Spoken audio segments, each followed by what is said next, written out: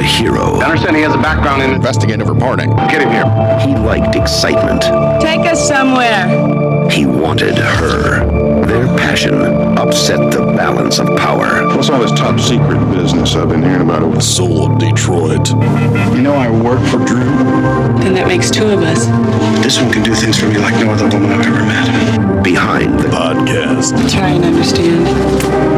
the power. The important thing is to abort an investigation before it ever gets to you. You haven't told me everything. Who's running this thing at the Pentagon? The new boy, Phil Howard. So we can take the fall in case anything goes wrong. You asked interrogative questions around my face. It's gone. What are you doing? That is not paid for by them. That is paid for by the people of Detroit. You might be qualified, ML. I'm not qualified for this job. Let me tell you something. You want to go right now?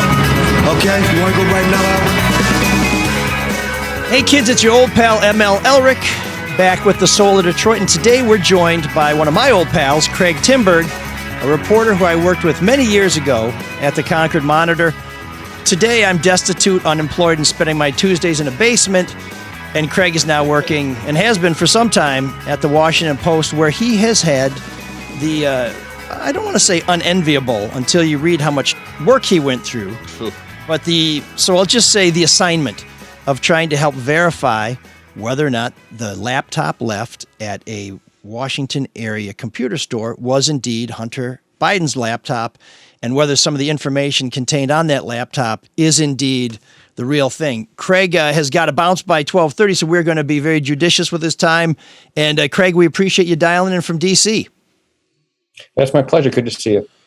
So before we get to Craig, I just want to let you know that Mark is feeling unwell, so hopefully he makes it till 12:30. And Shawn is here, as bright-eyed and bushy-tailed as ever, back from the road. And we're all here thanks to our generous sponsors, Luke Nowacki, Hall Financial, and the Caju Cafe.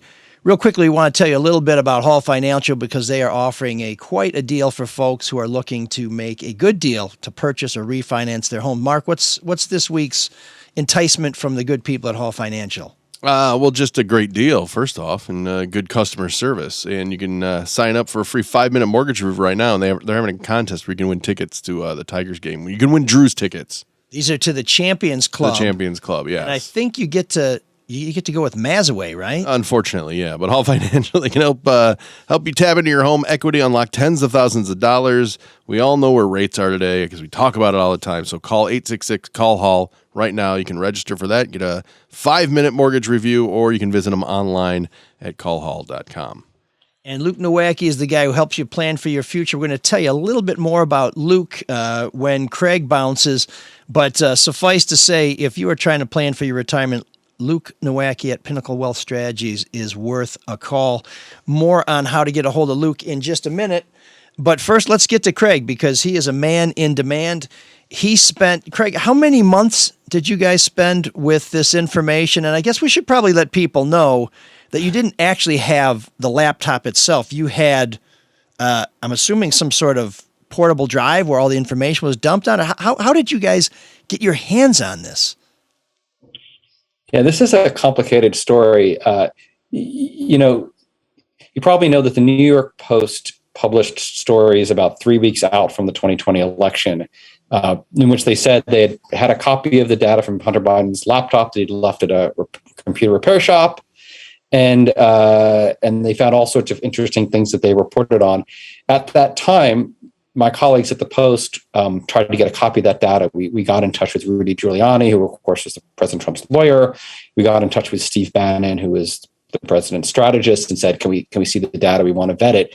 And they wouldn't give us anything at that time. So we were, it was right before the election, so it isn't like we had nothing else to do, but we were kind of a little bit left out in the cold. And then last summer in June, another conservative activist who used to work for Steve Bannon came to us and said, I have the copy of the data. Would you like to see it? And so we said, yeah, we'd like to see it. And we did. We got a portable drive that was supposedly a copy of the original data from the laptop. But, we were, as you might expect, skeptical and careful. We wanted to make sure that we that we knew what we had and what we didn't have. And so a colleague of mine spent months and months going through everything on that drive, all 217 gigabytes of it.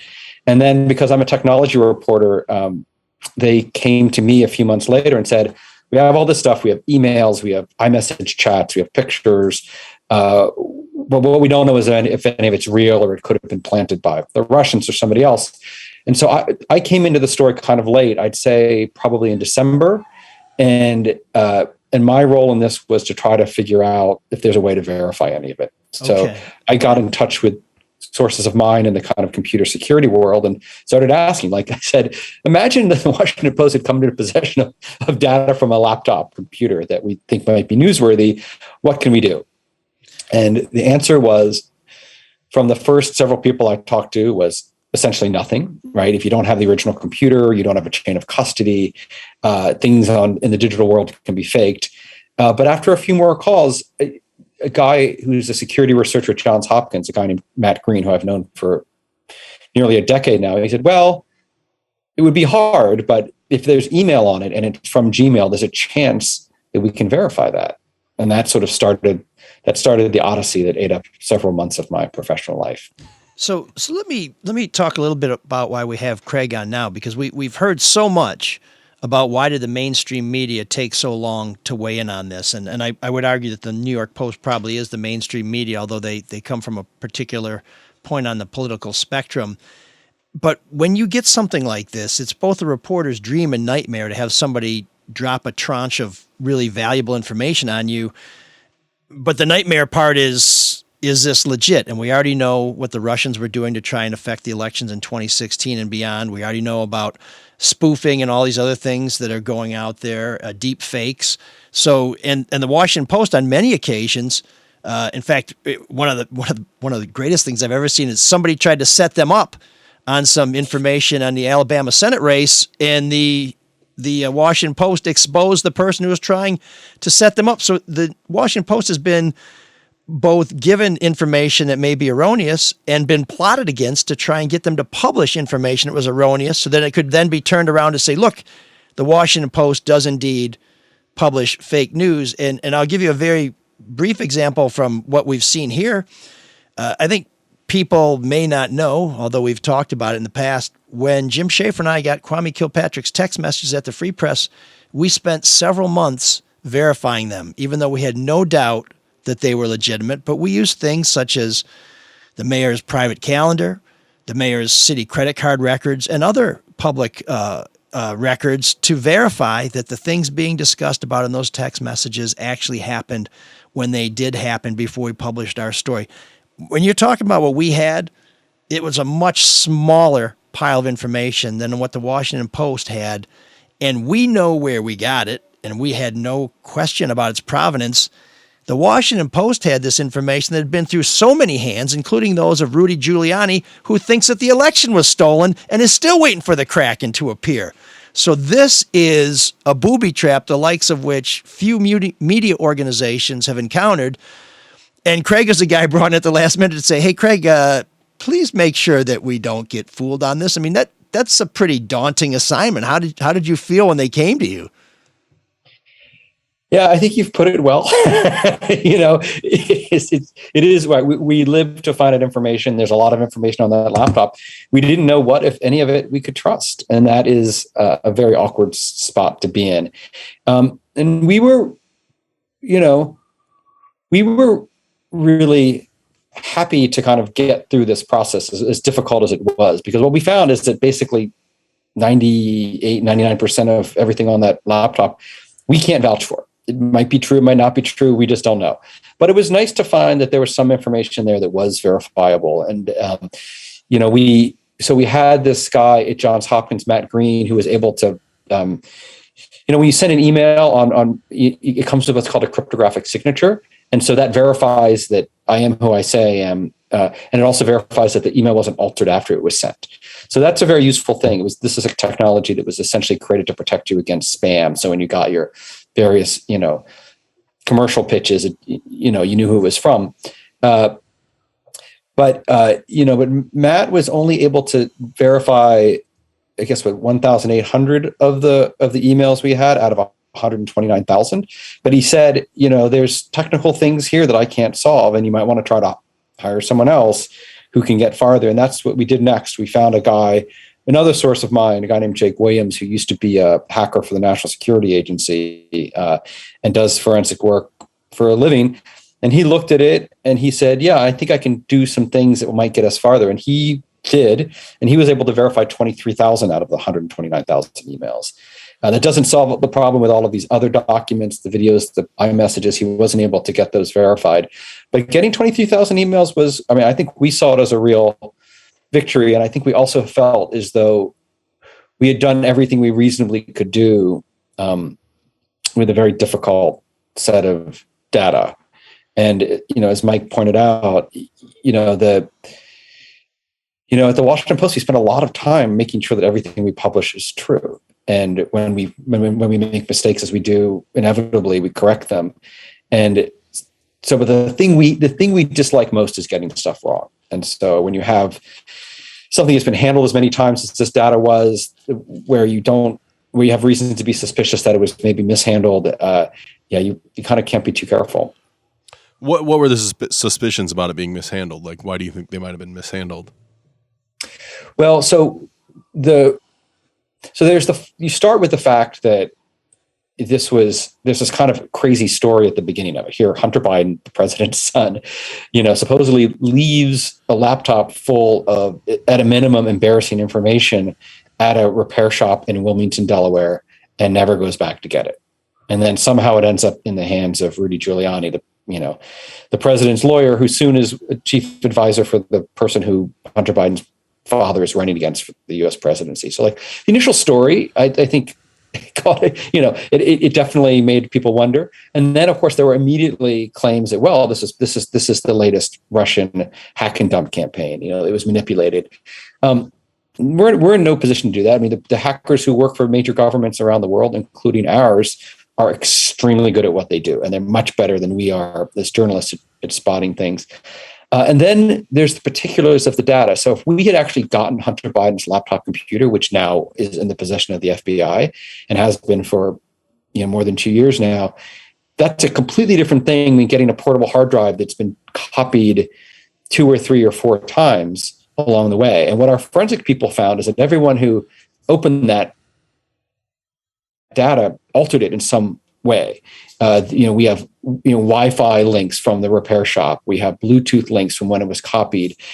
We have files that were added later. There's a file that says salacious pics package, right? So they had pulled together, the photographs that they thought were embarrassing and pulled them in one place. But every time that happens, you have to be a little bit suspicious about the motives of the people who are handling it and what they could do technically that you wouldn't be able to detect. And then finally, when it came time to try to verify the data more generally, there are a bunch of core directories in the data that were simply missing. And this doesn't mean that anything nefarious was done, but when you copy something again and again, every time you make a copy, the data changes a little bit. And so of the kinds of directories that the forensic guys would have used to sort of check things against other directories, about half of them are gone. And so that also, causes you concern. Well, I kind of feel like we're maybe bearing the lead. What was the big thing you guys found in the verifiable emails from Hunter Biden's laptop that might be concern? The newsiest thing we found, and this was our main story that we did in the Post about this, had to do with a deal that Hunter Biden got into with a Chinese energy company for which he was paid almost $5 million. And the deal almost immediately went upside down. And, this was not a new discovery, and that had been reported here and there. But we found a lot of evidence that the basic parameters of this were true, that he did get that money, that the deal kind of didn't go anywhere.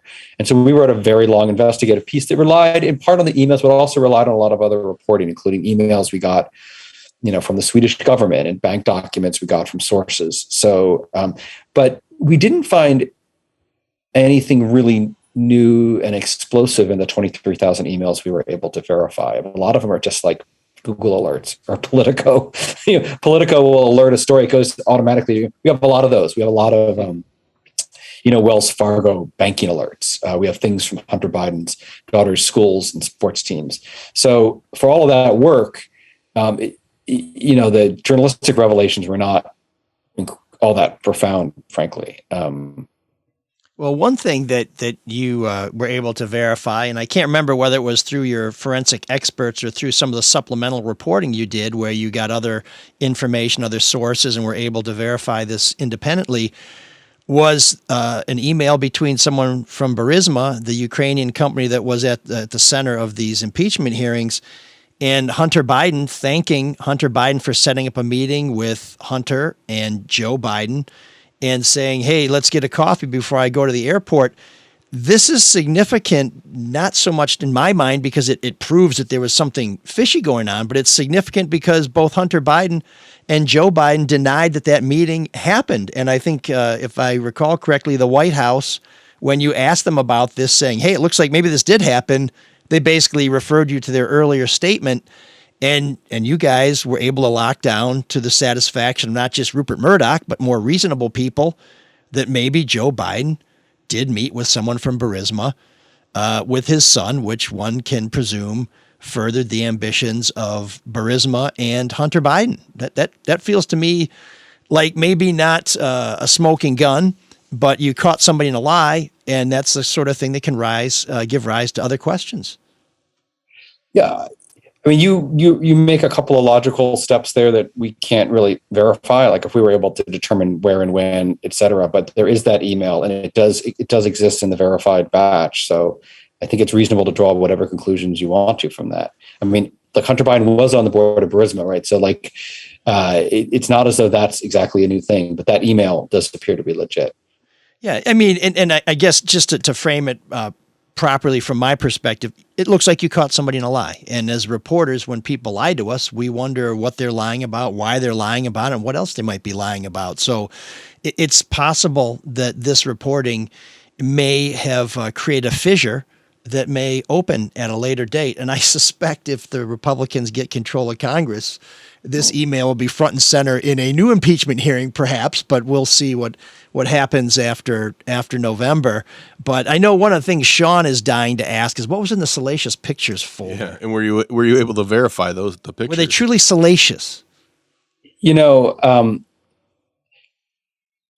So I was on the technical forensic ends of it. The person who went through everything was my colleague, Matt Visor, who was one of our White House reporters. So, and I don't think we are going to describe pictures that we can't verify. We just don't know. So those pictures might be real. They may not be real, but there are other news organizations who felt like it was okay to publish those. And I think you could probably find them online.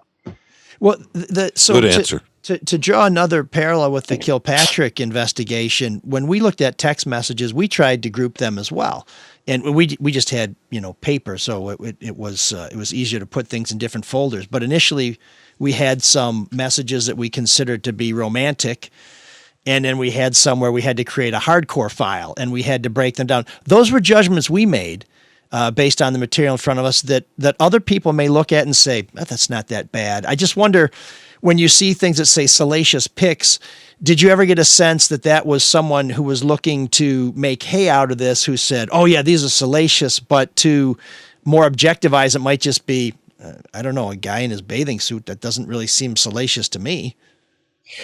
I mean, this is going to be disappointing, but I never went through the salacious pics files. I don't actually know what's in there. My presumption has been that it was that folder was made by someone who was looking to distribute that information. But I don't know the exact relationship between the data in that file and the stuff that ended up, online in other publications. It was not my part of the reporting, I'm afraid. Okay. And did you or the team have a sense after looking at all this, and when we talk about, I think it was 219,000, that was 219,000 emails. There was other information. 129,000. Oh, sorry, 129,000. Okay. So more than 10% of it was verified, but there's other information on that computer. Did the team who looked at this come away thinking, wow, there's some amazing things here, but we just can't verify them, so we're just going to have to leave that on the table? Or perhaps you're still working to verify some of those things? I mean, I think that we are still working on some reporting related to this. I'm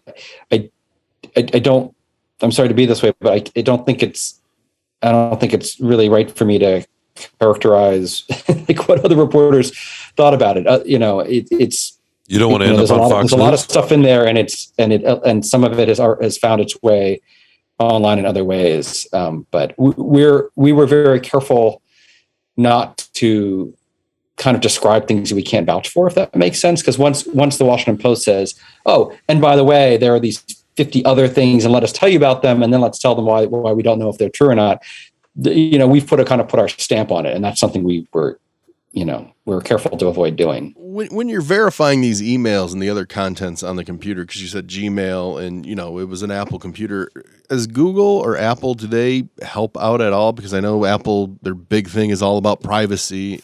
Do they help verify it, or would they help verify it? Do you even bother going to them? No, they won't help verify stuff. I mean, I've been covering tech in one form or another for almost 10 years, so I know those companies well, and they only, when the police go to them or the intelligence services go to them and they have legal orders, they have to turn over stuff. So don't ever imagine that your things on your phone or on your computer are completely private. But they don't, they don't help reporters, analyze things, or private citizens analyze things. This was a kind of technology that just is sort of embedded in the way email works. And so, it was not perfect. For example, let's say that I had sent you 10,000 emails and you had sent me 10,000 emails. Only the 10,000 emails I sent to you could possibly be verified in this way. When you send it, you don't get one of these cryptographic signatures. So there's all sorts of it's a very imperfect way of validating the contents of an email, which is why, there were more than 100,000 we weren't able to. There's also just the reality that, Google is especially secure, and their technology is good. And in this case, it made it easier to work this out. But if it went from some sort of third-rate email service, we probably, they probably don't do cryptographic signatures. They'd probably be harder to verify. So we were working with the cryptographic signatures that were produced by companies that do this kind of technology and do it well. Did he have multiple email accounts, or was it always Gmail?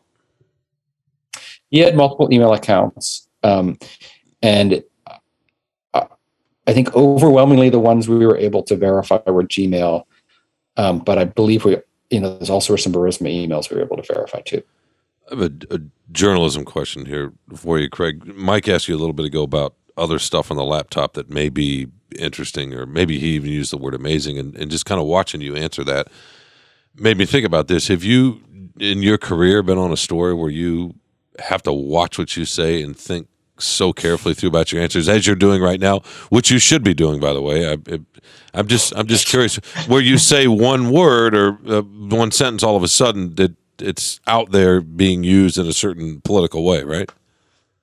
I mean, this one is tough, but yes, this happens once in a while where there's just something that's so politically explosive that it gets watched super carefully.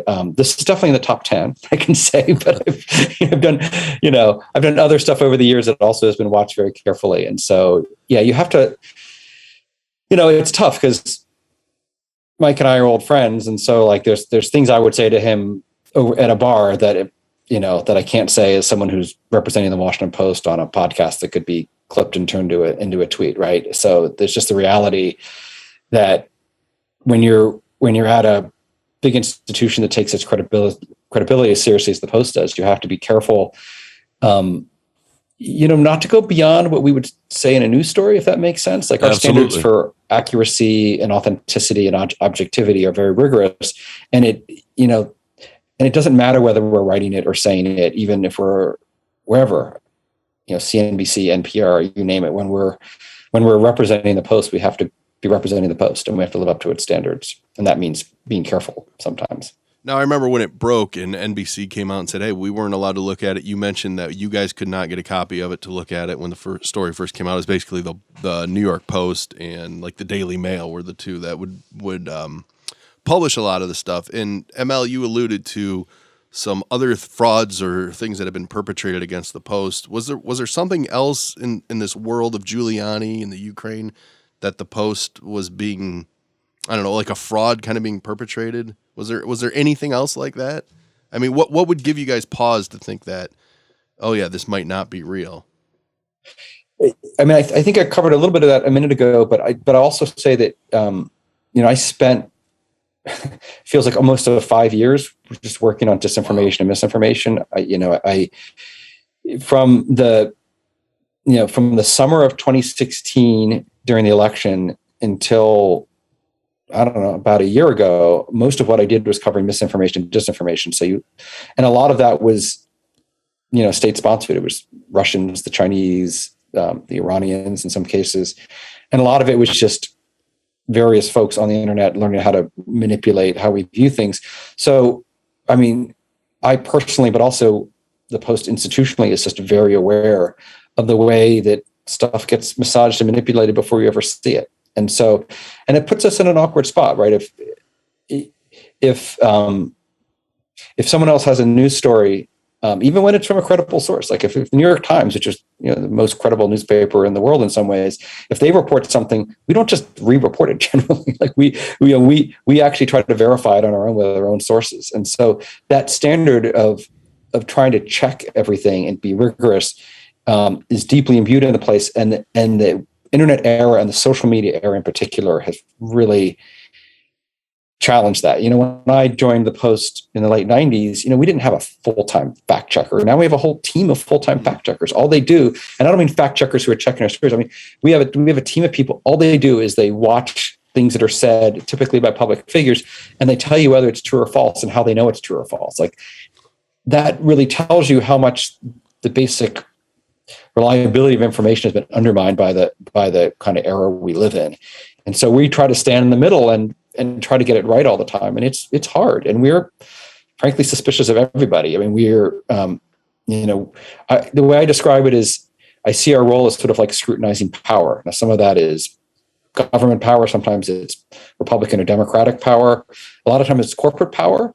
Most of what I do is try to hold Google, Facebook, Twitter, you name it, to account when they do things that hurt our privacy or lead to violence or all that stuff. I did a lot of reporting about the social media that was used to organize the January 6th attacks. I mean, we are always trying to, guard the truth and get to the truth in a world where the truth seems like it's under assault all the time. So when something does arrive on a portable hard drive, that's full of stuff that, is at a minimum interesting, it as Mike said, like you really have to treat it carefully.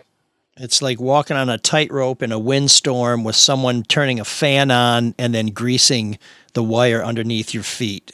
It's very, very dangerous. Well, Craig, it doesn't help too when you hear things like "You are fake news." Yeah, repeatedly. Well, right. so here's the thing where everybody gets so mad. It's like, oh, they rushed to publish stuff right away. It's like, well, we didn't this time. Now we're being criticized for that. Craig, it just depends. It depends on whether it comes from a credible source. Like if it's somebody who I deal with every day, who I know and who I've been, who tells me something, and in the past what they've said has stood up to scrutiny. Like, yeah, we publish that stuff pretty fast often. But when you get something that has been, handled by a bunch of people over a long period of time and is inherently politically explosive, yeah, we're very careful. And we were very careful in this case. Sure. And everybody's familiar with the telephone game. Well, imagine what that's like with data. So, Craig, we want to be mindful of your time. We appreciate you joining us. Just for those folks who just cannot get this out of their head unless they hear it addressed in a clear, unambiguous, monosyllabic way, did the Washington Post sit on this stuff in 2020 to help Joe Biden win the election, and you really didn't want to take a look at this, but you were forced to take a look at this because the weight of the truth was crushing to the evil Washington Post? Yes or no? No. Okay, I kind of thought we don't root for teams. Our job is to hold people to account, and we just didn't have the data for the relevant time period. And once we had it, we started working through it. It just took a while. Yeah. So they asked for it right away. They couldn't get it. They finally got it. In fact, not from the source they asked for, from somebody else, and then they went to work to try and verify it. So, folks, that's where this story came from. This is how it was done. Craig, we really appreciate your time. And I'll just tell you, if I think what you guys are working on is anything like the trove of text messages we got with the mayor, we found lots of leads that we kept working on after we broke the big story. And when those stories came out, they were pretty damn interesting. So you may want to keep an eye on the Washington Post, and I might dare suggest that you subscribe. It's pretty cheap if you're an Amazon Prime member, and it's worth every penny of it. So Craig Timberg, Washington Post, thanks for joining us this morning. It's been great to see you. Good talking with you all. Thank you. Thank you, Craig. My pleasure. It is quite the story. Yeah, and Craig only talked about the technical aspect. I mean, think about how complicated that was and how much time they spent on that. And that's just to verify what they found. You know what I can't get over? I can't get over the fact, why wouldn't they, if they had this data back in 2020 and they gave it to the Post, they being Giuliani or whomever, why not just give it to everybody? Let them all start verifying it now if the end goal is to win the election. So it's what am I missing there? Why wouldn't they do that? It's what lawyers call venue shopping, where you have a lawsuit or you have a criminal case and you hope you get a certain judge or a certain jurisdiction because you know that judge is tough on crime, or that judge is friendly to defendants, or it's a jurisdiction where they've made a lot of large financial awards. Like Wayne County for forever has been considered very plaintiff friendly. So if you sue a big business or government in Wayne County, the expectation is a jury is going to give you a large financial award. So if you have a choice to sue somebody in Oakland County, Macomb County, Westchester County, New York, or Wayne County, you file that lawsuit in Wayne County because you think you're going to get a better outcome. In the same way, if you have some hot information and it's just smoking, it's burning right through the bag, but you know somebody might say, boy, we really got to kick the tires on this. We got to kick it really hard, and that's going to take some time.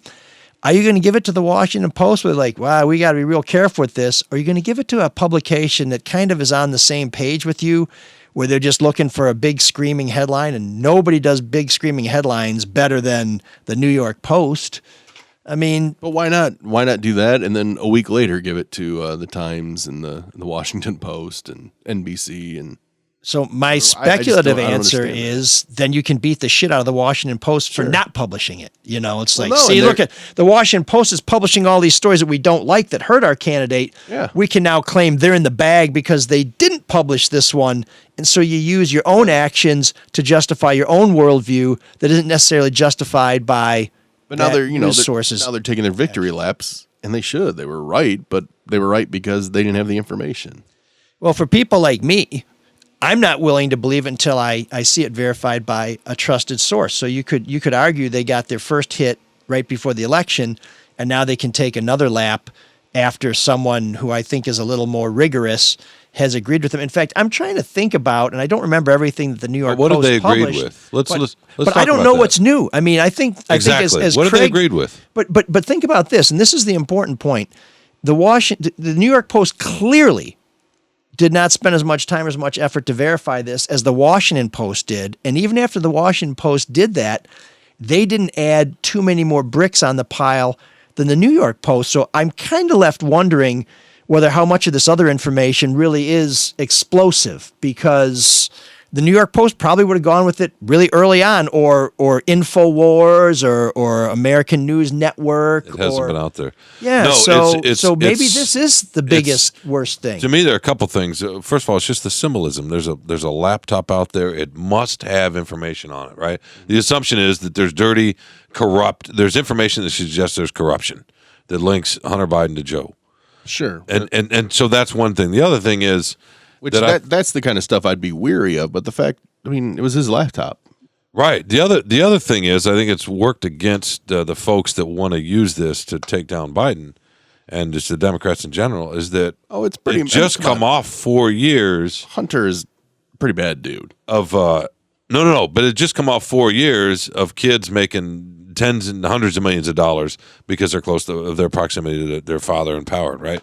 So I think this would have played differently 10 years ago, 12 years ago, but the public just got used to the fact that, and justified it. Half the country, whoever voted for Trump, justified, well, okay, maybe they're not qualified and they're making all this money off of his name, but those are just the perks of power. You used to hear that phrase. We heard that phrase from 2016 to 2020.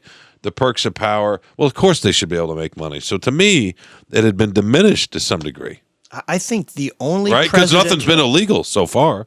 It's just well, so this, yeah, and frankly, this email where Joe Biden and Hunter Biden met with somebody from Burisma, Joe Biden wasn't vice president, and I don't know what the content of the meeting. So even this sort of new nugget is just a lead that needs to be followed, a lead that may go nowhere, or it may, like I said, be a fissure that opens up. They made money off the name, right? From 2016 to 2020, they made money. It's unseemly. But so far, nothing has been illegal. I'll tell you, well, the only if he didn't report it, and I mean taxes, that's what's going to end up getting him in the end is right. But Hunter, right? Yeah, yeah. The only presidential kin I can think of, maybe there's two of them who haven't tried to cash in on their relative's position, were Amy and Miss Lillian Carter. Now, of course, Billy Carter was a shitbag, but you don't count young kids when they're in. I mean, the Obama. Yeah, I mean, maybe Trump's kid Barron is going to cash in later. I don't know, but the Obamas have not so far. I guess that's true. She did too. get a pretty cushy writing gig in Hollywood. I don't know, Malia. Oh, did she? Well, she's writing for with Donald Glover for Atlanta. And she got into U of M, which is the Harvard of the West. It's the other one, but yeah. Oh, well, one of them did. That's Malia. Talking about Sasha. Yeah. Even Clinton's cat wrote a book. Well, and they killed that dog to keep it quiet. And Chelsea Clinton certainly has cashed in on her parents, 100%. But I mean, she's done a lot of jobs and sits on boards that I don't think she's really qualified to sit on. But I don't mean cashed in that way. I mean cashed in where you're going out into the geopolitical situation, like Biden's in Ukraine. He's not making money with Hollywood producers, and people see that. Oh, now China's involved. This right? is way worse, and so it's different, right? And if he doesn't seem to have the best character, the best content of character. I mean, he's a drug addict. He openly admits that. So if you read these Washington Post stories, and Craig has a lengthy story explaining how they went through it, but if you read the main story, you'll see that Hunter Biden was getting a lot of money from a Chinese outfit that really didn't do much. And you'll see that Biden's brother was cashing in, which some of that came out before the election. I mean, there's some interesting things here that raise some questions. And Obama's kid's probably too young to parlay this into anything. We'll see where they go. But Amy Carter is now old enough that I think we can say safely that she did not use her connections to a president to build a career. And that speaks to fortune. That speaks to Jimmy Carter. Right? Well, I mean, but parents can have crappy kids, but I mean, my mom would tell you that. But I mean, some of my siblings are really, I mean, I'm an angel, but I don't know about those guys. That one guy, yeah. But anyway, but I mean, Amy Carter's got to be, 60, 70? I understand parents can have crappy kids, but you're talking about a man that gave up his, not disavowed, what did he do with his peanut farm, right? When he got into office, he got rid of anything at all that could have been a conflict of interest in any part of his job. I mean, that's just, I think he's the only president who's, I don't know that Obama had those kind of interests maybe when he got into office, but who else has ever done that? Right or left, right? Yeah. He was just different. Yeah. Well, yeah. He was an extraordinary ex-president, but probably not as and a better president than people give him credit for, but he had solar panels on the roof of the White House, for Pete's sake, but that's neither here nor there. Mark, just to touch real quickly back on your point about why would they give it to the Post in New York, and he also had people working against him. Sorry, but he did in Washington delay the release of the hostages. But that's another. Oh yeah, story. yeah. No, he's a victim of a lot of circumstance. But looking back, like ML just said, he was a lot better than I think people judged him at the time. Yeah, he had inflation, he had the hostage crisis, he had the energy crisis. I mean, there's a lot, and I think he would probably acknowledge too that he was unschooled in the ways of dealing with Congress. And I think some of the books that have come out have said, his own personal demeanor and mannerisms hurt him too, where he was a little bit holier than thou. Yeah, a little too much of a choir boy, right? Yeah, or just sort of we're not going to do. I mean, I'll just tell you, as an unsuccessful candidate, there were things people suggested to me where I said, we're not going to do that. And it may be one of the reasons we lost. But I mean, when you go into a position like that and you're not willing to play the game, perform in certain ways, it's gonna limit your effectiveness. What were we going to say about giving it to the New York Post instead? Yeah, so just another local example. There were sources who had stories who would bring them to me, and they would bring them to a certain television reporter, and and I would say, okay, I need some time to verify this. I trust everything you've given me. It all looks legit. I just need to get my own copies or make my own calls. And they would say, no problem. And I said, so I'm not going to publish this tomorrow. I need some time to do my due diligence. They'd say, no problem. And I'd say, now, did you give it to anybody else? Because I know last time we had this conversation, you gave it to somebody and they put it on TV at 6 o'clock. And at this time, where I worked was right across the street from the television station. And they said, no. And I said, you're sure? I'm like, okay. Because I'm working on other stuff. If I put that aside to try and verify this and I see it on the 10 o'clock news or the 11 o'clock news, I'm going to be really pissed off. He'd say, yep. And I'd say, you're sure? He's like, okay, I did give it to this person. I'd say, what the heck? You're wasting my, because at 6 o'clock, this shit was reported. It was read as if it was from a hymnal. And most of the time it was accurate. Most of the time it was solid. But this particular source knew if he gave it to reporter A at TV station WDME or whatever it was, I don't know, the one downtown. Random letters. Yeah. It would be on the air that day without any real independent verification. But if you knew if I had it, I was going to fly spec it and I wouldn't publish it until I was sure that everything that had been shared with me was legit. And oftentimes I would find more and it would be a big story and all the TV stations would chase it anyway. But sources do this all the time. They try and go for the outlet that is going to give their story the run that they want, the way they want it. And I think that's probably why Rudy Giuliani did not return the Washington Post's calls. And if you go back and listen to what Craig said, it was in fact another conservative activist that gave it to the Washington Post. So they're still waiting for Rudy Giuliani to return their calls. And I wouldn't be surprised if somebody scrutinized the public record if at some point Rudy Giuliani didn't say, where's the Washington Post on this story? And look what they got, Mark. What did they get? I mean, you heard Craig. Not much new. They verified that it was actually the information, but other than that, the information itself, it wasn't much new. So how's that going to help them? When that story broke, though, NBC was one primarily. I remember that they're like, we want to see this. We want to see these drives. We want to look at it. And the Post did too.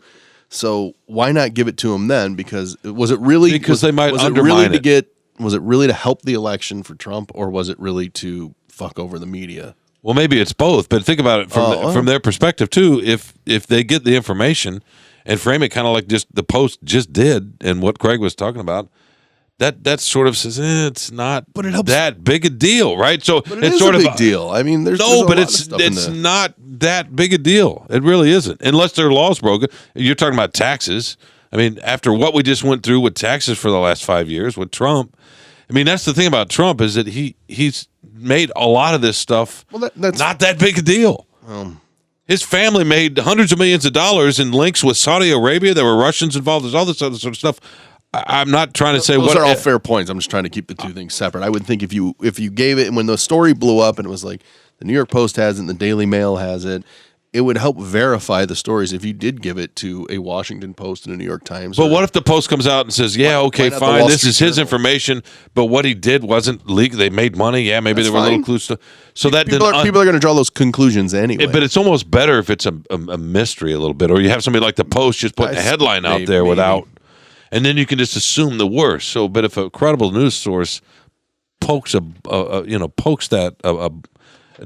that, I don't know. The Washington Post also had an editorial about this, and in the editorial, they do point out that they were given doctored recordings of Biden pressuring someone in Ukraine that was given to them by Giuliani, which wasn't true. So I guess maybe that's why they and I guess that's the point I'm trying to make is that you run the risk of this is all a big scam, whereas the Post just had a headline out there saying, "Oh my God, what is on that laptop?" And the entity that looks the worst in this is probably Twitter, for pulling it all down, and Facebook for changing their algorithms on a story that ended up being true. Well, but back up. They're not back up to what you just said. Let's just walk through that sentence and I'm not a very good break it wordsmith. down. No, but you're a clever fellow. You also went very to clever. the University of Michigan, or a university in Michigan that's in Ann Arbor. But let's break that down. They pulled it for because a story was posted that turned out to be true. That's the thing. When you throw a bunch of shit out there and then later on say, well, we checked it, it turns out it was true. I understand that. Responsible organizations don't fly bullshit and then later on say, whew, I guess we got it right. I'm one of those weirdos that will actually defend Twitter because they're a private company and they can pull down what they want. But it's really weird that they pull a story that's being shared by the Post, the New York Post, when there's a lot of other garbage and lies on there at that time. Well, now here's where I'm with you. Twitter lets so much bullshit fly. That's what I mean. That why did this one get caught in their filter? Okay, so that's where Twitter, deserves to They burn look the in worst hell. in this because they were never going to try to verify the story. Yeah, and if you find the New York Post to pass muster on most of its other stuff, then you probably should let this one go. Now, let's back up to the New York Post for a minute, too. Maybe they deserve credit for being more responsible because if they had another 100,000 emails that couldn't be verified, the salacious pics file and some other stuff, and they didn't publish any of it, either it wasn't really that salacious or they couldn't verify it either. And they said, well, the furthest we can go is with what we went with, which the Washington Post, in some regards, has said, yeah, you got it right. To me, the most interesting thing of all of this is Craig's point about how hard it is to do the job now because there's so much misinformation that they've had to hire teams of people to figure out what's real and what's not. Well, it's also the fact that the news cycle is so fast and continuous. Right, but everybody wants answers now. But there's just so much misinformation, and not just from political parties in this country, but state actors all over the world, and everybody trying to push their own. Yeah, it's just, and how do you sifting through that it's scary, isn't it? A nightmare. Well, yeah, it is. And so when we did the text messages, that was 15 years ago. Different world. But one of the things that we were cognizant of then is we tried to verify the text messages by looking what was on the mayor's public schedule. Right. That really only went to the media. So you'd say, well, he said he was in L.A. at a Lakers game. What does his calendar say? Oh, it says he's in L.A. So to our mind, it's like, okay, so that verifies it. But then we also thought, this is a public schedule. If somebody else got this, they could create a fake text message based on that. So we had to go 2 layers deep and get other records that we knew only the Free Press had to verify it. Because even in 2007 or 8, my mind is foggy on this, we were concerned about getting surprised your mind's spooked. foggy about anything with that story. And 15 years, well, because we reported so much stuff on Kilpatrick that people come up to me and tell me stories. I'm like, oh my God, I never knew that. I said, you wrote that. And I said, oh shit, I better do a quick search. Oh, I did write that. That was a good story.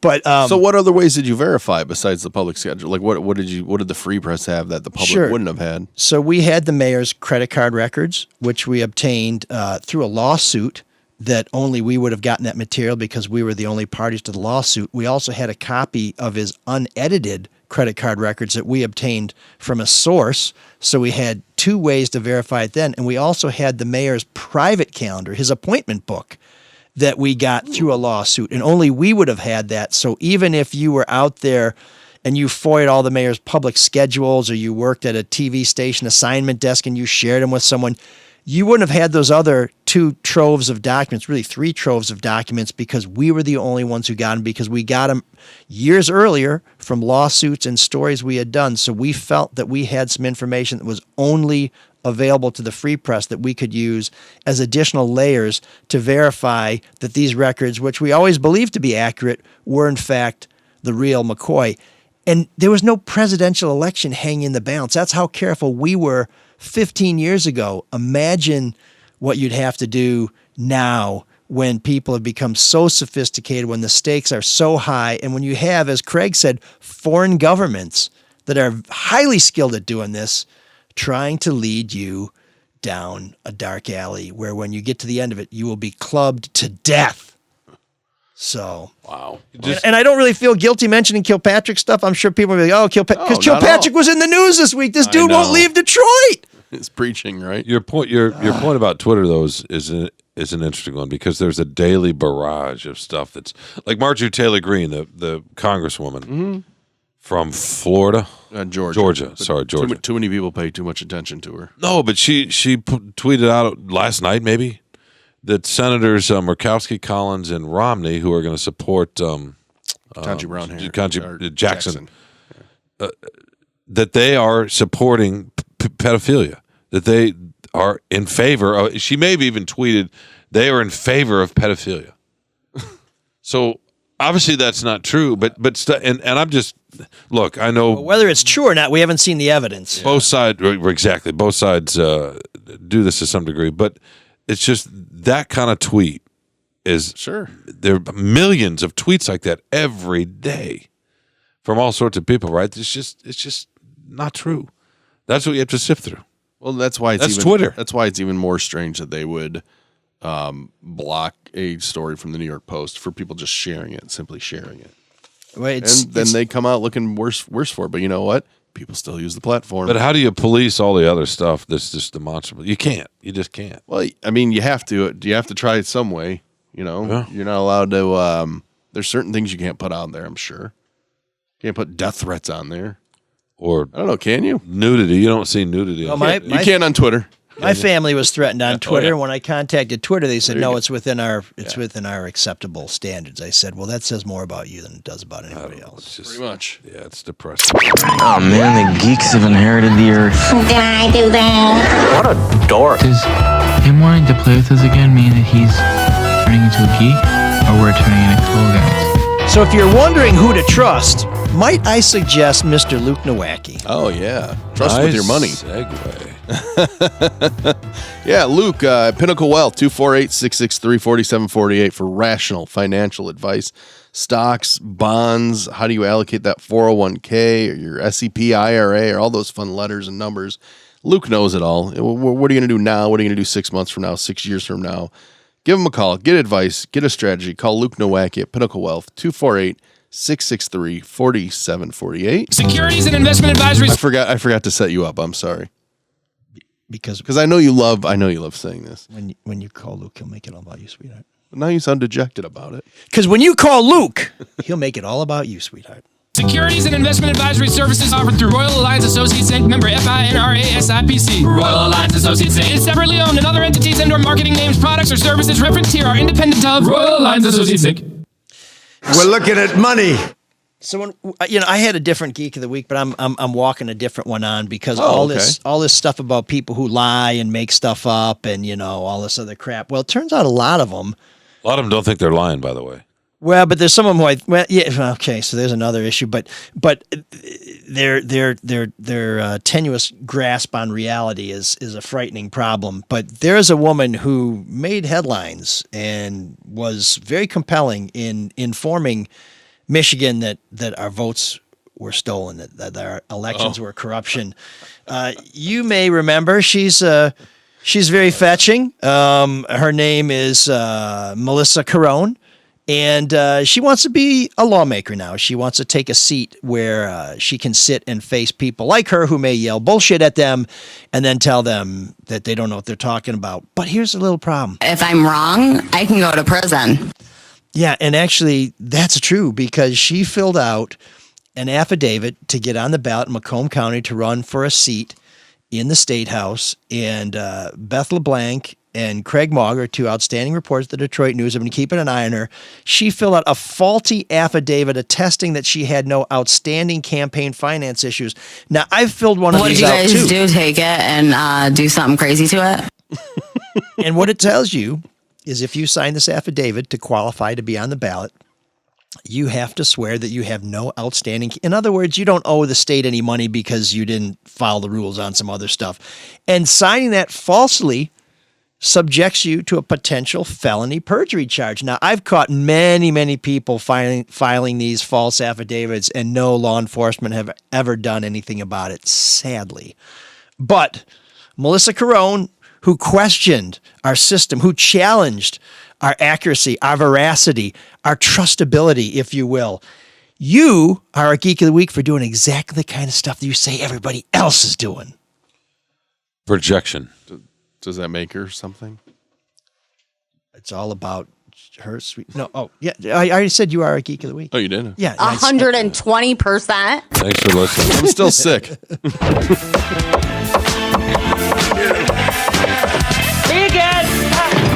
There's an all-night party in room 7609.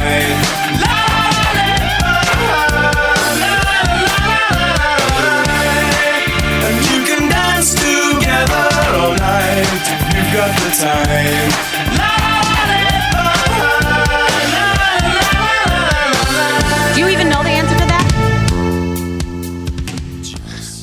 Room 7609 is brought to you by the Caju Cafe, where there's always something great going on. Either the great food, feather bowling, they got a pinball machine now, and live music is one of the things that the Caju Cafe is known for like nothing else on the east side. Every Monday is Open Blues Jam and Muscle Madness. Tuesdays is Funk Night, and Wednesday is karaoke. This Wednesday, however, Brian Charette Organ Trio will be playing. Friday, the Chris Kruzawa Group plays the music of Frank Zappa. Saturday, it's Ernie Clark and the Magnificent Bastards, and then the Whiskey Charmers. Sunday, it's Brad Billmeyer, and then the Delta 5. To find out more about what's going on at the Caju Cafe, because there's always something going on at the Caju Cafe, go to cajucafe.com. We'll have a link to that website and all our sponsors' websites on our website, which is mlsoulofdetroit.com. May I make a comment? Yes, please. I really thought the song was great. So how do we donate? What, are you in a hurry? He's fast forwarding. He's got to go check out that Hunter Biden. He got Hunter Biden's cell phone. Oh, there's another song. Oh, we're playing two today. That's nice. This is our first one. So you just heard the Bad Podcast. Well, here's the Bad Lieutenant with Sink or Swing. With that stupid little girl, stop you fooling. Don't you know it's gonna hurt when she leaves you? And you gave all you could give, you'll be hurting for the one you should be with. How are you gonna deal with this? How many times before you slip, you made a wager with a kiss? Now you're the new name on her lips. This is the real thing at your door. Big waves breaking on the shore. And are you gonna sink or swim? Hold on tight, don't fall in.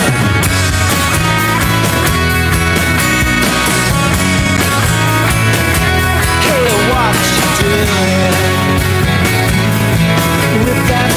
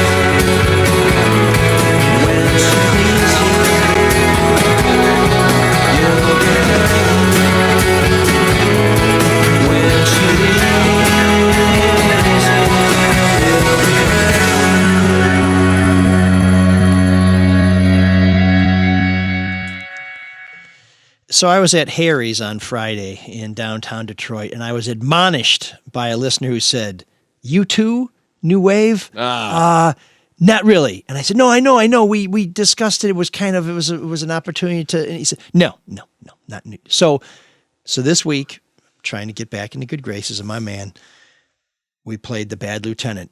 And did The Bad Lieutenant sound like anybody to you guys? Just tell us. I cheated because I looked it up. Okay. So once I know, yes, it sounds 100% like him. The Bad Lieutenant has undeniably new wave DNA, good bones, they would say. Mark, tell people. The Smiths? New Order. That's Bernard Sumner on guitar. Cranky man. And yes. Very cranky man. During one of the early, well, I guess not early because it wasn't that long ago, but I guess initial New Order's done forever pronouncements, after he had his dalliance with Electronic with Neil Tennant and Johnny Marr, he created The Bad Lieutenant, which, if you listen, it sounds like old New Order, or I should say more recent New Order, without that driving bass melody that you get from Peter Hook. And so Bad Lieutenant is really New Order light. So I'm going to say also a movie with Harvey Keitel. That's what they're named after. Bloop. I wondered. Yeah. But that's interesting because they're a fairly new band. So Mark, you know where Bernard was watching The Bad Lieutenant when they picked that name, right? I don't know where. He was watching it with Johnny Marr, and they were watching The Bad Lieutenant. A great movie, although Harvey Keitel has a couple cringeworthy scenes in there. But so they decided to name the band The Bad Lieutenant. I like it. That's a good song. And it just kind of has a little bit of that New Order vibe to it. Sink or Swim is the name of the tune, and the rest of the album, I think there's just the one album. So if you want to get your fix of Bad Lieutenant, it's sort of like Peter Hook with Revenge. One album, great album. That's it. Or Monaco. Revenge had two albums. Monaco had one album. If we can stay over on that side of the ocean for a second, Mark, have you seen Slow Horses? I have not. No, I've heard good things about it, though. Yeah. We're checking out. Yeah. It's got the acid-tongued writing and all that. Oh, perfect. Yeah, it's just for you. That's on Apple TV. Apple TV. Yeah. Gary Oldham. I don't know if you know this, but I absolutely adore Severance. That's a joke going back a few weeks. I know. He adores it. I just watched a great series that I think is basically a British series, but Christopher Walken is the star. Outlaws. Yeah, I watched the whole thing while sitting. Did you really? It's new. Yeah. I'm amazed and impressed. I'm proud. I sent out the last 160 thank you cards to people who were involved in my campaign. And while I do that, I try and have something on in the background. And that's on watch the entire series. HBO Max or no? I think it's Netflix. Netflix. Is it Netflix? It was pretty good. It's always good to see Christopher Walken. Stephen Marchant, who's one of the guys who was with Gervais. Yes. He's very good. And they have a flashback scene where instead of trying to make Christopher Walken look young, they have a young guy play Christopher Walken, and he doesn't quite have the hair right, and the mannerisms aren't quite as pronounced as Christopher Walken is, but I suspect he sounded and looked like Christopher Walken before Christopher Walken became kind of a cliche. That's interesting. So it was a very... I saw a preview for that. It looked fun. It is good, and the story is nice. It kind of ends a little... it's a little deus ex machina at the end, but it wasn't bad. So we always Mark's appreciate... amused. I am. Mark, because I know that's what drives him nuts about shows is when it ends like that, where it just wraps up, boom, like that. So I got to tell you about another fairly recent show I was watching that I didn't watch the last couple episodes because it got canceled before the story had concluded. Like this Outlaws. What, this podcast? No. It's sort of your classic British show where one season can be just, that's it. They just tell a story and there's no other season. But I was watching this show with J.K. Simmons where he plays two characters. They live in parallel worlds. In Berlin, it's Counterpoint. It's Counterpoint, great. yeah. And I love that show. The amazing thing about Counterpoint is it came out before the pandemic, and one of the worlds has had a virus unleashed from it. And so everybody over there wears masks, and they're suspicious of the government. And then the other side, which it turns out is the one that released the virus, everything's great. It's all peaches and cream, and it's a fantastic series. There's 2 seasons. It's unbelievable, and it doesn't end. They decided not to do the third season. I don't know why that show didn't get more pub. Why do you think? Because it's and he was white hot at the time they did it. He was just coming off the Oscar for. There's a lot of tension in it for the drumming. The movie. acting is great. The writing is great. Yeah, it's terrific. And the fact that so maybe when it came out, they're like, oh shit, you know what? This is perfect. We should do a third season because we presaged the pandemic, and then they said, yeah, you can't do a third season because we have a pandemic. I think it's kind of part of the two. It's buried on Amazon Prime. Yeah, Counterpoint. It's very good. And they don't Counterpart. And they don't hype their shows maybe as much. There's another great show, The Boys. Which is sort of a we're big fans of The Boys. Send up of superheroes, right? We're waiting for the third season to come out. It's supposed to come out last summer, I thought. It's supposed to come out soon. Upload's good too. I've not seen Upload's really good. Happy Valley's new season's going to come out, which is a great British show. What's The Boys cartoon that's out? Have you seen that one? I have not watched it. No, Diabolical or something? Yeah. I didn't watch, but so... Peaky Blinders is a new season coming out? I thought that was over. No, they got one more. Oh, okay. So as much as I love The Boys, you think, how can it get better? But they have my guy, Dean Winchester, coming in from Supernatural. So I'm really looking forward to that. Arnie Johnson knows what I'm talking about. He's got a brewery down in Austin. If you haven't watched Supernatural... You have 21 seasons to get caught up on something. Oh, nice. And every one is a gem. Nice. Yep. So Mark's ready to go. Let's go. Mark is gutting this one out. Yeah, no. Yeah, and I don't want to be down here too much longer with the stomach bug flying around. He seemed to food poisoning. I hope.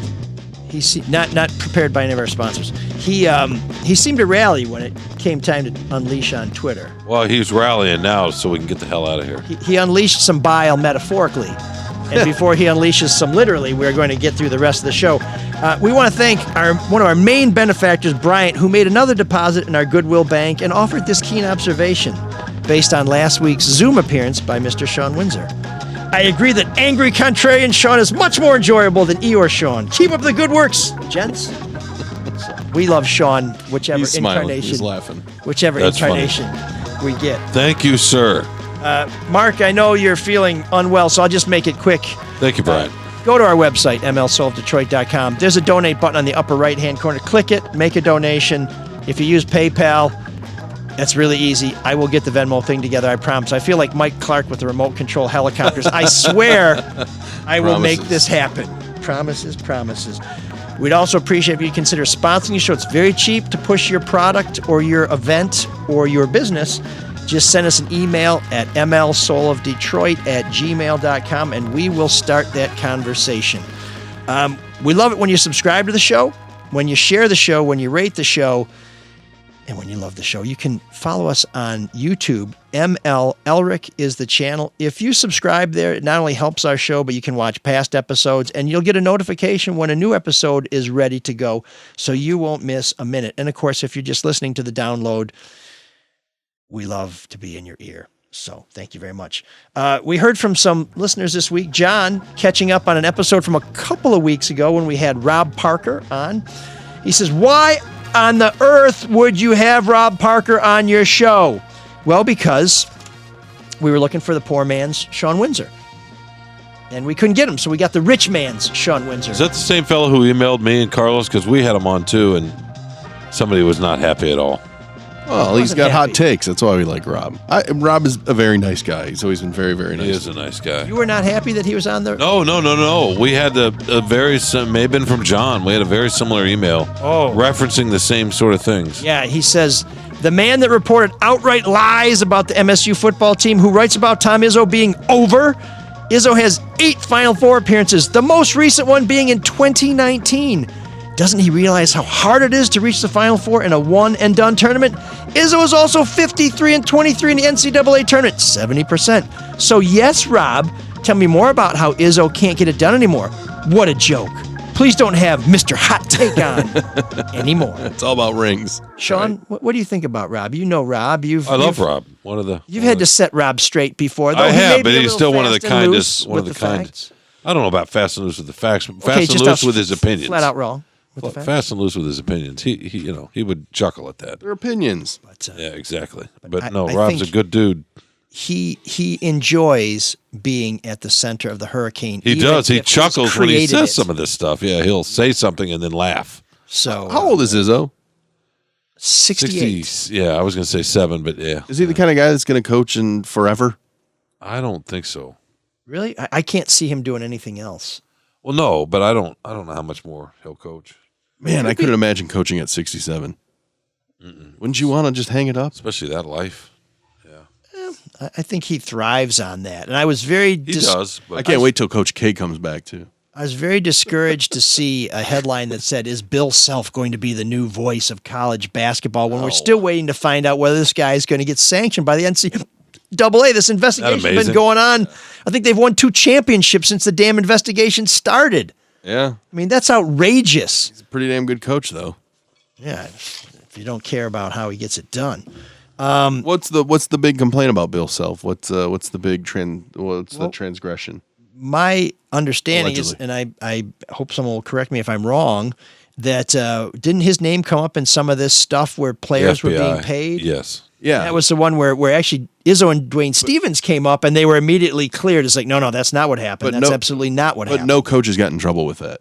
I mean, Didn't the Arizona coach get Archie was he- Miller? Will Wade, a little bit. Will Wade 6 years later. Yeah, right. Exactly. So, and then that's because he did other things after. But that's that. to Mike's point, though. Just yeah, can we 6 years? Yeah. Yeah, when's the IRS going to be done auditing Trump? When are we going to get to the Well, bottom of look this NCAA investigation? At least for the people involved, for those of us in the fan world, we deserve to know whether they're good or bad. Here's one reason you take your time. Jim Larinaga, right, the head coach at the University of Miami, who had a Sweet 16 run this year. They were one of those schools lumped in on there, and Larinaga from the start's like, I never took any money to get anybody to come down here. We don't. That's not what we do. And the FBI is like, oh yeah, you do. This guy right here. This is who took money and he disseminated it to these people. Well, it turns out he just took all the money and kept it for himself. So he wasn't throwing kickbacks to anybody, and Larinaga was vindicated, and his team sucked. So for take about your 3 time. years. Yeah. So you're both right, Mike. Don't take your time, Mark. Take your time. Yeah, I like it. Okay, what's next? That's the sort of decisive judgments that we turn to Shawn for. We got a great email from Colin, but I think I'm going to wait until next week because he's referencing a 60 Minutes episode that I haven't seen about, he says it's a segment glorifying the ruthless institutional investors buying up all the single-family homes around the U.S. and Canada. Mark, did you see this? Oh, yeah. Oh, okay. Well, then let's dive in. He says, this segment featured one particularly immoral creep who said nobody under 40 really wants to own anything. This is Colin. Yeah, okay, scumbag. I know you're technically, or maybe he's probably, yeah, okay, scumbag. I know you're technically a real estate investor in EL. Oh, he's talking to me now, but I was wondering if you can speak to the investor. See, once he switched to me, his whole accent faded away. So let's get back. I'll talk about my homeownership in East Lansing. But what the story set was, the scene, Mark. yeah, 60 Minutes was just pointing out that you have these big investor groups that will just buy a bunch of houses and then fix them up and rent them out. And they would say the advantage is then if you live in one of those houses and you rent it, you can call an 800 number and somebody will come over and fix something right away. Now, the problem with it is that they are scooping up houses at a higher level, right, or at a greater cost than what they're probably worth. But I think one of the things they left out in 60 Minutes is, well, if you're one of the people selling the houses to them, is that so bad? I mean, if they're creating a bubble, then the bubble's going to burst and they'll be stuck with all these homes. I don't know. I saw that story. I thought too much was being made of it. Colin probably disagrees. Yeah, I don't agree either. So I'm going to go back What's and, wrong? Well, and I mean, watch it's legal. that. But what they're doing is legal. What's the problem? Right. It should. You're right. Technically, it's not against the law, but it should be. Why?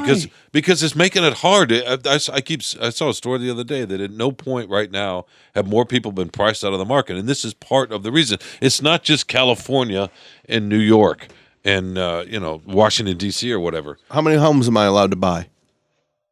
Not as many as 400. you can afford. Why not? Not if you want to use them all for yourself, that's fine. What? Right? So here's no, I mean, because it. Oh, go ahead. I just disagree. I don't know.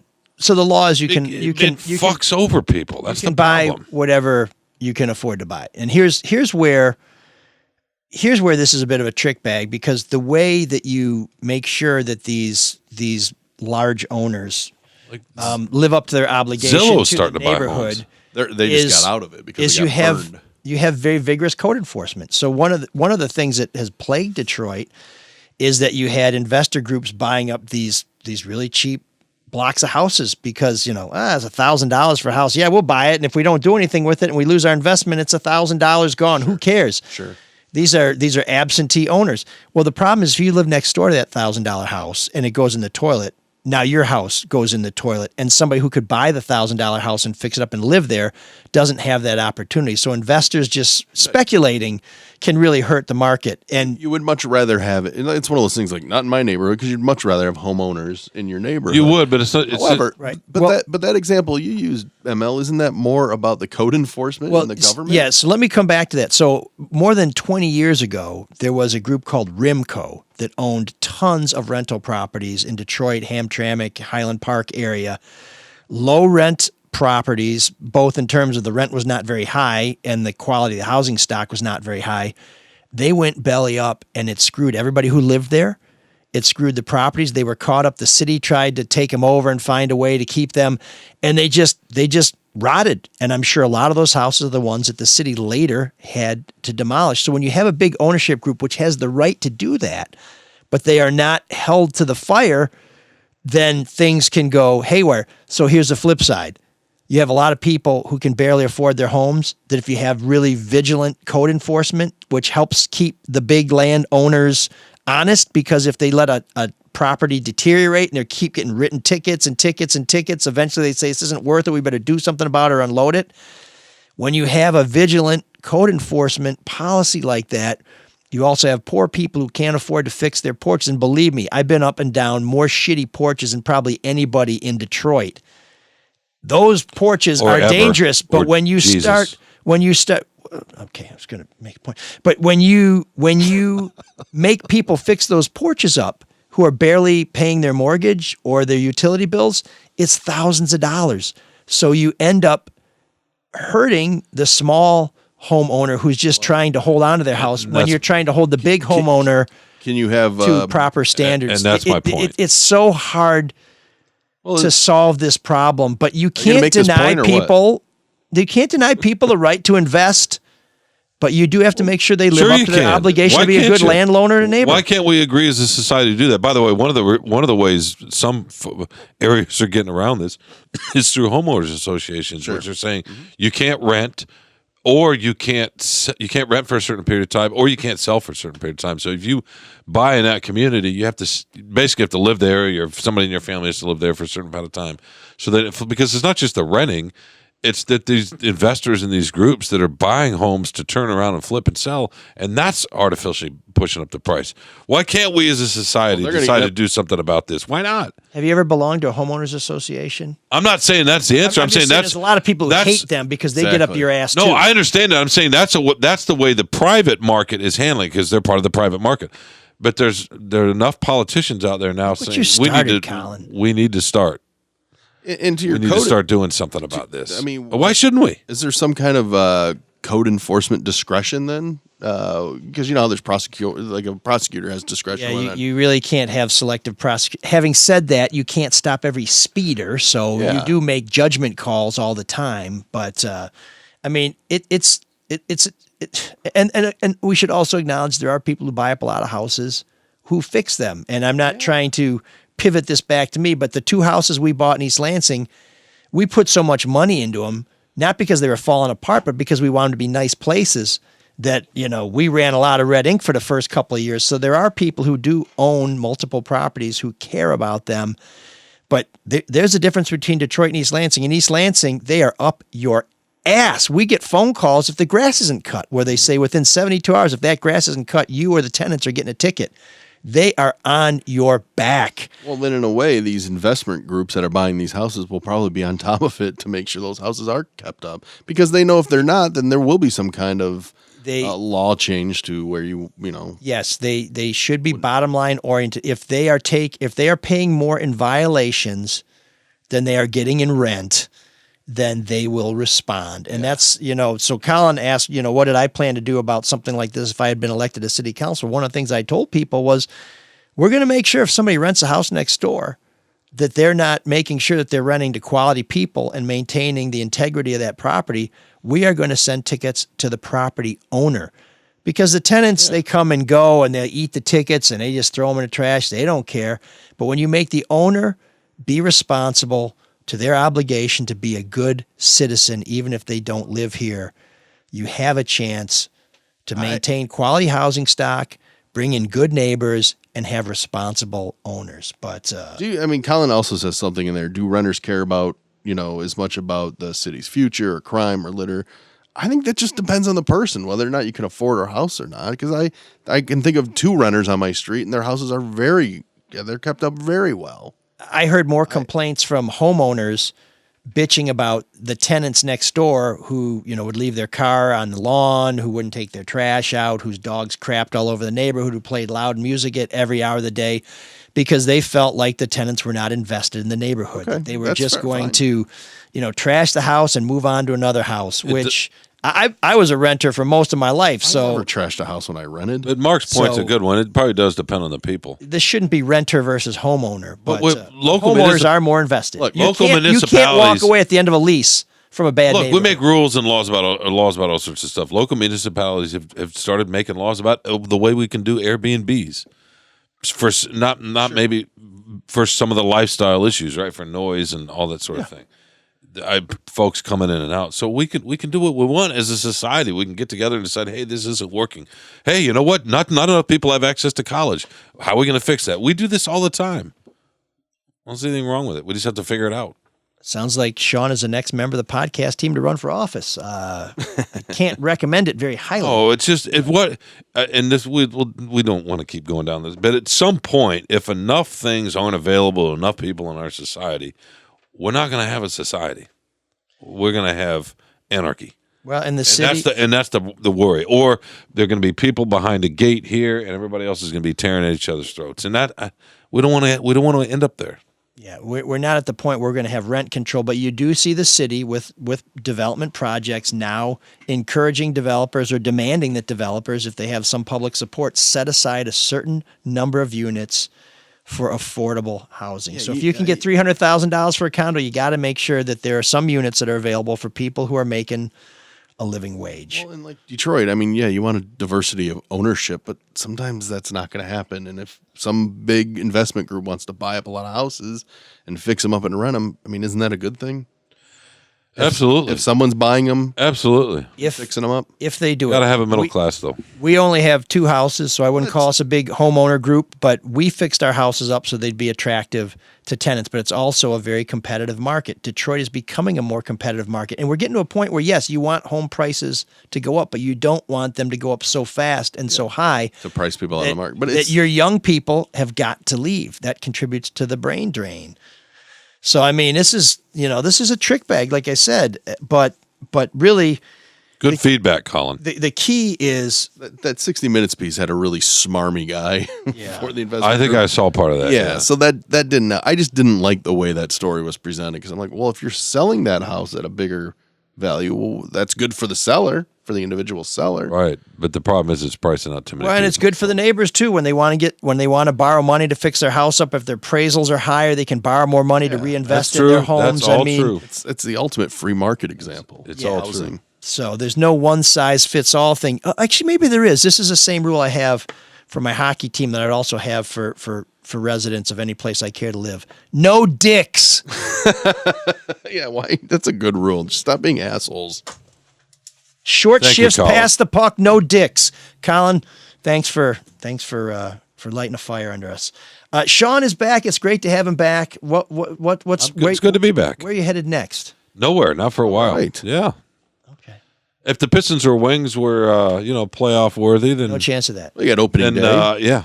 Yeah, opening day. Yeah, I'll go to Comerica. The college Frozen Four. Well, yeah, I'm not going to go to that. No one cares about that? How's Michigan No, doing, we by are the actually way? going to send somebody, I think. Okay, good. Yeah. They play Friday. Oh, they play Friday. Okay. Yeah, they take a week off for basketball. Yeah, I can't go to that. I wanted to go to that, but I can't because it's opening day on Friday. So. Oh, okay. Pistons game tomorrow night. You know, Luka Doncic's in town. Hopefully he'll play. Where are they playing? Oh, the Mavericks. You know, that'll be a loss. So if you're listening to this immediately, that's news you can use. What's coming up on the Shawn and Carlos? Are you stealing more of our guests? Are you going to have Craig Timberg on now? No. We're going to have Chris Castellani, a young Michigan fan who's kind of made his bones doing videos, really pointed, sort of fun fan perspective videos online. And a good Tiger guy, so he's going to come on. He's half our age, so he's going to show us how us dinosaurs done. Exactly. Exactly.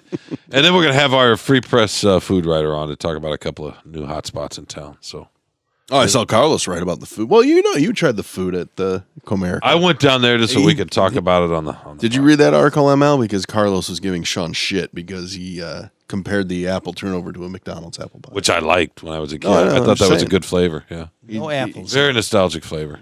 Doesn't think you can discern. I did read Carlos defending No, Comerica Park's he's honor. a dinosaur chicken nugget guy. Don't ever listen to him about food. So I did read Carlos defending the honor of Comerica Park, which I don't think is one of the worst ballparks in all of baseball. No, it's a nice park. But it's a nice park. But he said, that it's so good that it has kind of helped people forget about Tiger Stadium. Not true.